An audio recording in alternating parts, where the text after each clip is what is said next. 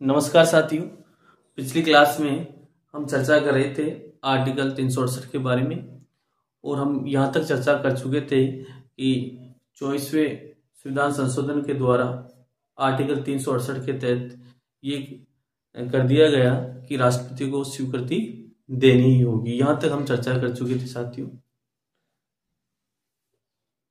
हमारा टॉपिक वही है साथियों, संविधान संशोधन की प्रक्रिया। इस पे चल रहे थे हम साथियों।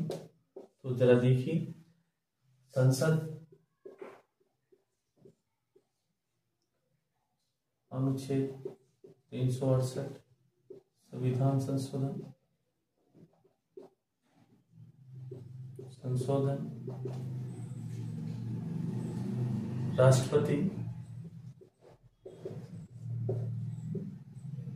24वें संविधान संशोधन के तहत अपनी स्वीकृति देगा।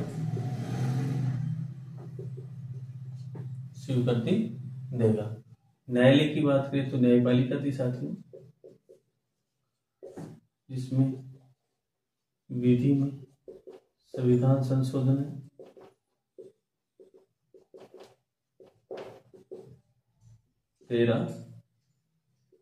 और की हम चर्चा कर रहे थे साथियों इसके अंदर। अब आगे जरा देखिए साथियों, केरल राज्य से संबंधित हम कोई बात के बारे में चर्चा करते हैं।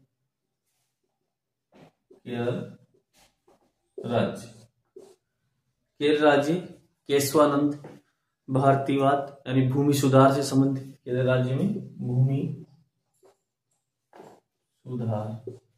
भूमि सुधार से संबंधित बात था। केरल राज्य के अंदर केशवानंद भारती इडरमठ मठाधीश,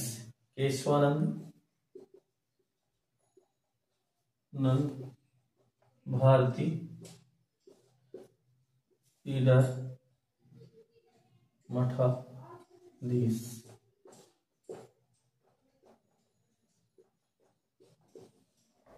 केशवानंद भारती वाद 1973 और इडरमठ के मठाधीश के तहत ये वाद आया। भूमि सुधार से तात्पर्य था साथियों, उस मठ की बहुत सारी भूमि को सरकार ने एक्वायर कर लिया था, उस पर उन्होंने ये वाद दायर किया था। केशवानंद भारती वाद 1973। जरा देखिए, केशवानंद भारती वाद केरल राज्य 1973 जो टॉपिक है हमारा वह है साथियों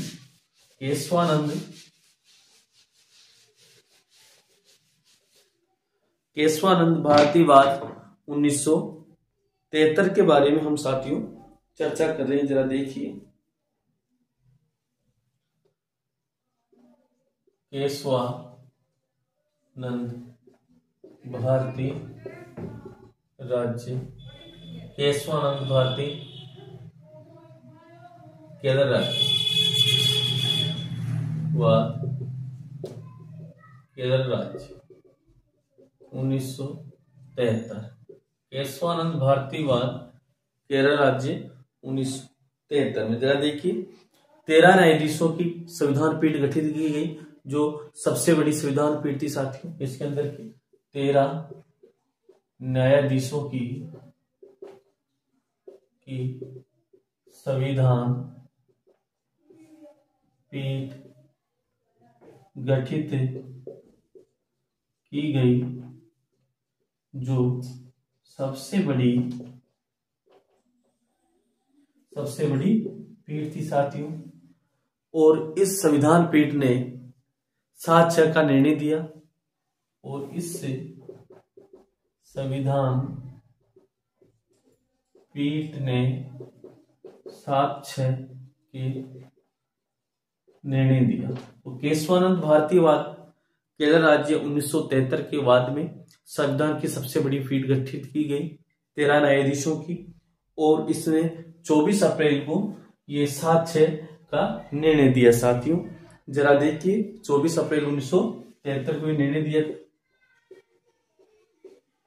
अप्रैल 1973 को 7-6 के निर्णय दिया। और केशवानंद भारती केरल राज्यवाद 1973 के अंदर जो संविधान की सबसे बड़ी पीठ गठित की गई 13 न्यायाधीशों की, उन्होंने 7-6 से निर्णय दिया। और वो जो निर्णय दिया केशवानंद भारतीवाद के संदर्भ में जो तथ्य दिए साथियों, वो केशवानंद भारतीवाद के संदर्भ में जो तथ्य थे वो इस प्रकार थे। जरा देखिए उन्होंने जो तथ्य दिए इस संदर्भ में, इस वाद में संविधान की पीठ गठित की गई साथियों, जो सबसे बड़ी पीठ थी। दूसरी बात, तत्कालीन मुख्य न्यायाधीश साथियों SM सीकरी इस पीठ के अध्यक्ष थे। उस समय के जो तत्कालीन मुख्य न्यायाधीश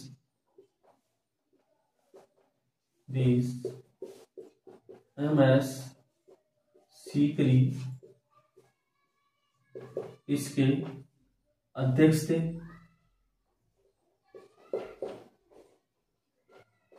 साथियों तत्कालीन मुख्य न्यायिक MS सीकरी इसके अध्यक्ष थे साथियों। 24 अप्रैल 1973 को उच्चतम न्यायालय ने अपना निर्णय सुनाया साथियों, यानी 24 अप्रैल 1973 को उच्चतम न्यायालय ने अपना निर्णय सुनाया साथियों केशवानंद भारतीवाद के राज्य पर। 24 अप्रैल 1973 को साथियों इन्होंने अपना निर्णय सुनाया। अब आगे देखिए जरा, इसमें कहा गया कि साथियों 24वां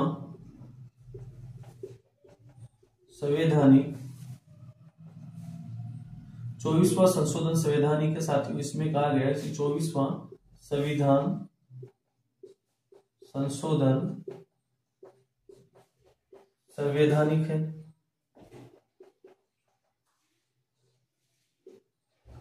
एक तो ये निर्णय दिया साथियों कि 24वां जो संविधान संशोधन है वो संवैधानिक है। कहने का तात्पर्य गोलकनाथ वाद में जो निर्णय दिया गया उसको साथियों इन्होंने पलट दिया।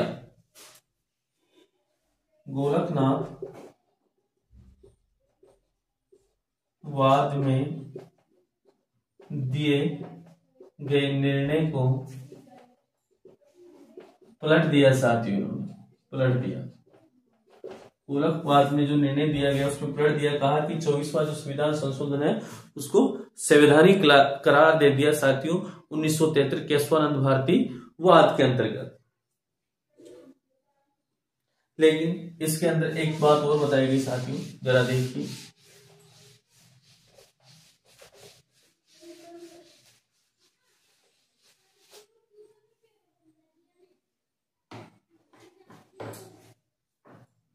और तीसरी जो बात बताई उन्होंने साथियों कि 9वीं अनुसूची संवैधानिक है।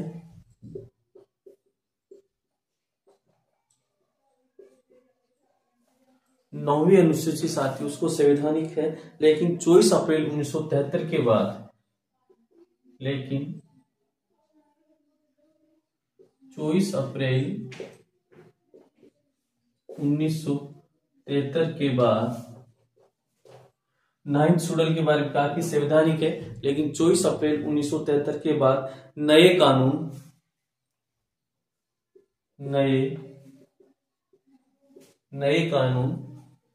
9वीं अनुसूची में शामिल किए गए।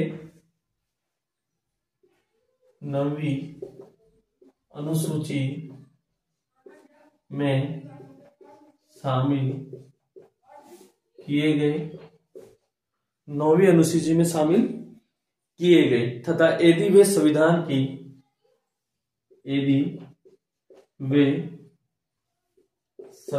की आधारभूत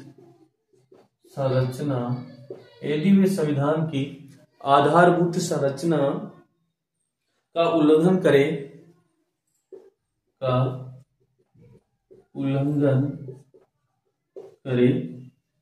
आधारभूत संरचना का साथियों अगर वो उल्लंघन करे तो उन कानूनों की समीक्षा संभव है। तो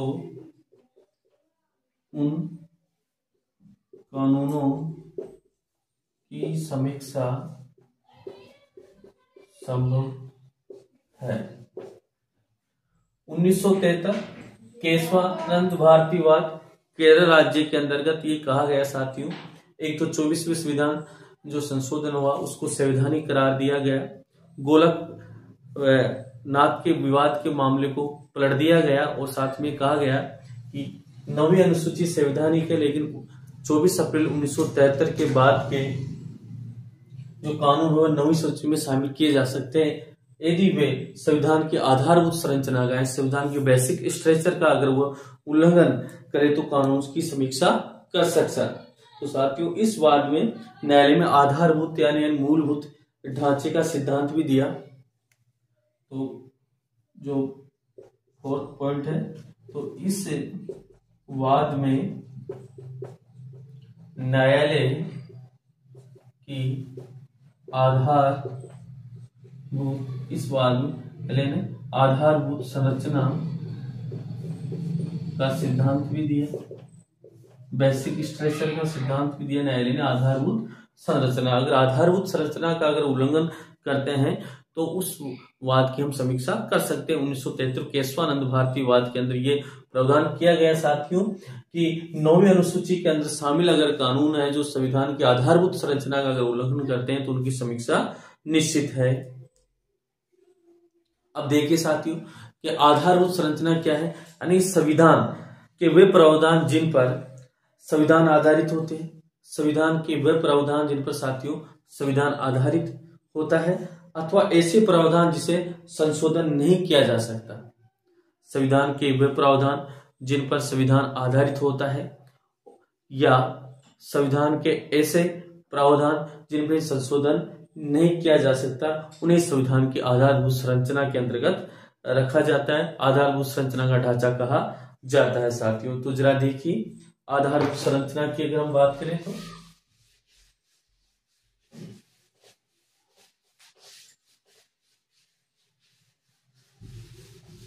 आधारभूत संरचना की अगर हम बात करें साथियों,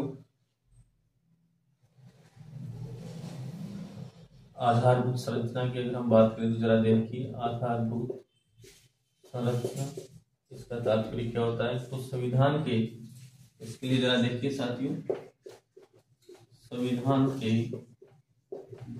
ऐसे प्रावधान, संविधान के ऐसे प्रावधान जिन पर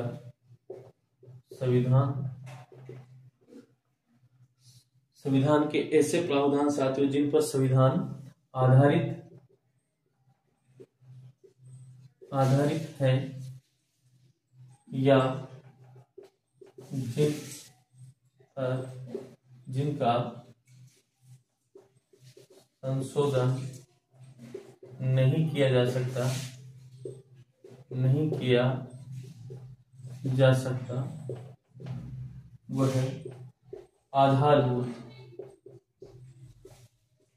संरचना है, यानी बेसिक स्ट्रक्चर है साथियों जिसका हम संशोधन नहीं कर सकते। अब जरा देखिए आधारभूत संरचना के अंदर हमने शामिल इसकी जो बात आई साथियों, आधारभूत संरचना का जो बेसिक स्ट्रक्चर दिया वो जर्मनी के विद्वान डायरिच ने दिया। आधारभूत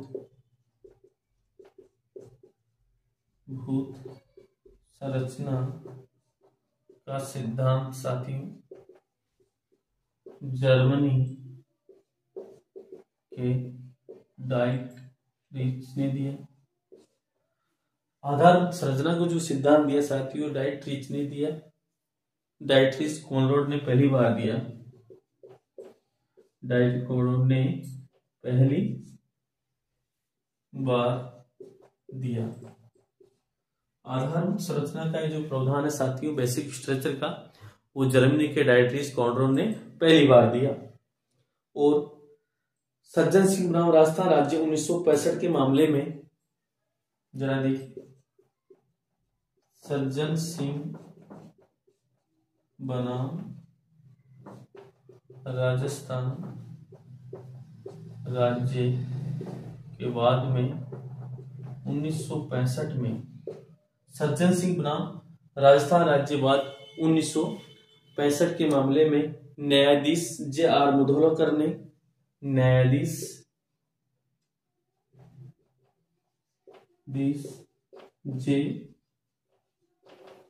जे.आर. मुधोलकर ने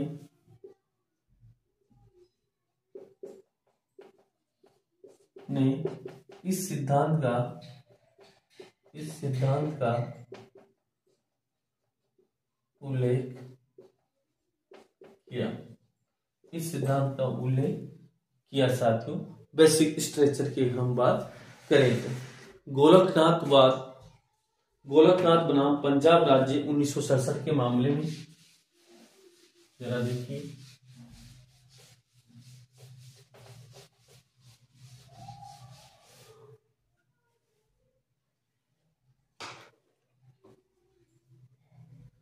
गोलकनाथ बनाम पंजाब राज्य।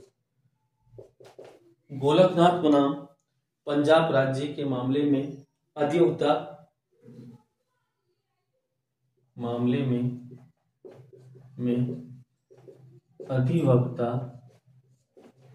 जे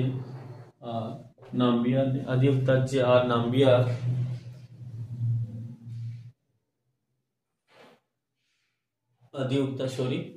अधिवक्ता एम के नाम्बियार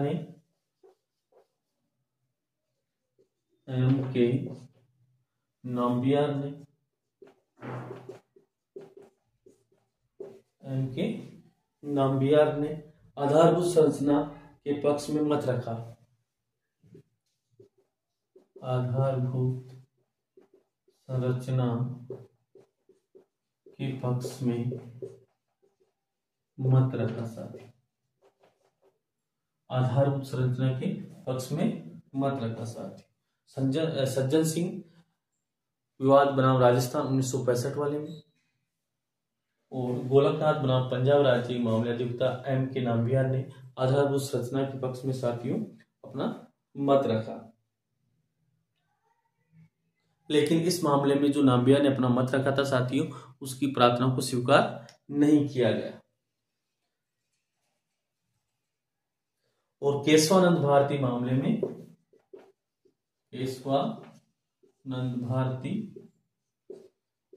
में आधारभूत संरचना का सिद्धांत प्रतिपादित किया गया साथियों।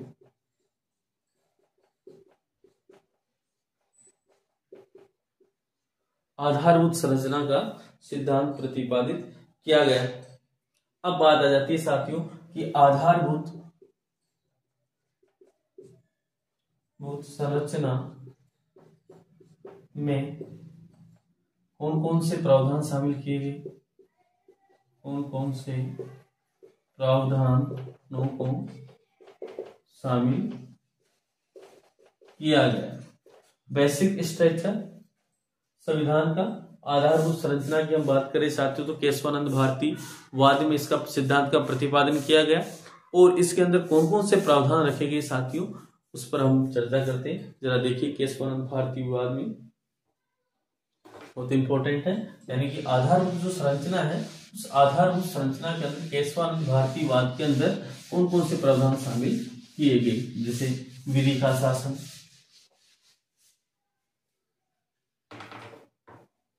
तो आधारभूत संरचना के सिद्धांत में प्रावधान, आधारभूत संरचना के सिद्धांत में जो प्रावधान है साथियों उसके बारे में अगर हम चर्चा करें तो जरा देखिए, विधि का शासन को रखा गया साथियों इसमें, साथियों इसके अंदर विधि के शासन को रखा गया, शक्तियों के पृथक्करण को रखा गया साथियों,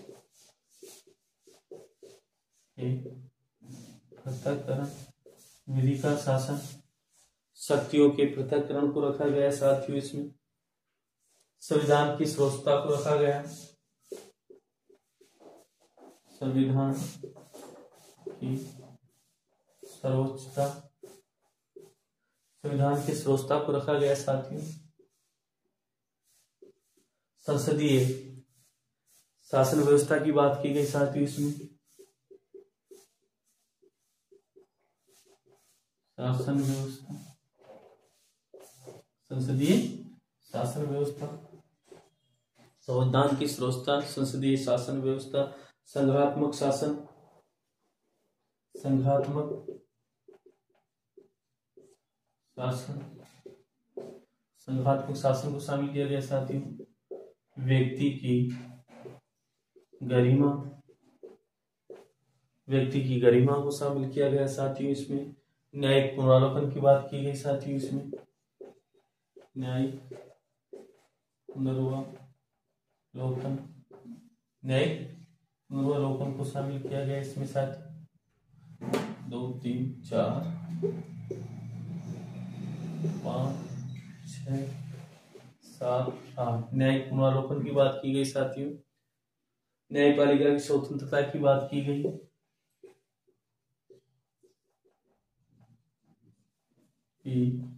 स्वतंत्रता की बात की गई इसमें। न्यायिक पुनरावलोकन, न्यायपालिका की स्वतंत्रता को शामिल किया गया। इंदिरा गांधी बनाम राजनारायण मामले 1975 को शामिल किया गया। इंदिरा गांधी बनाम राजनारायण मामला, इंदिरा गांधी बनाम राजनारायण मामला 1975 को शामिल किया गया साथियों इसके अंतर्गत।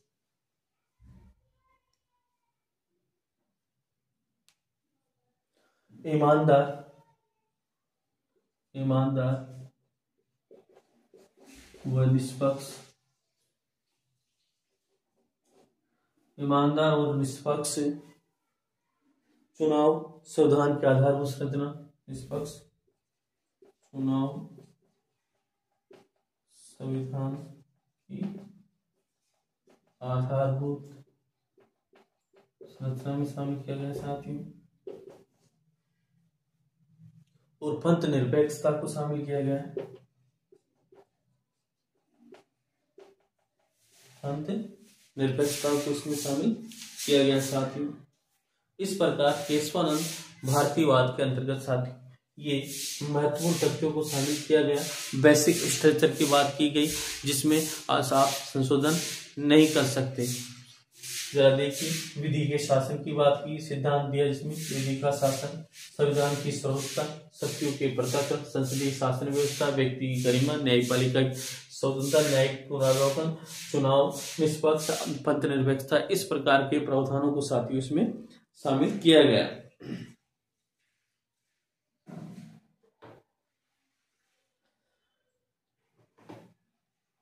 आज की साथियों हमारी क्लास यहीं समाप्त होती है और अब अगली क्लास में हम इनसे आगे मिलते हैं। आप धन्यवाद।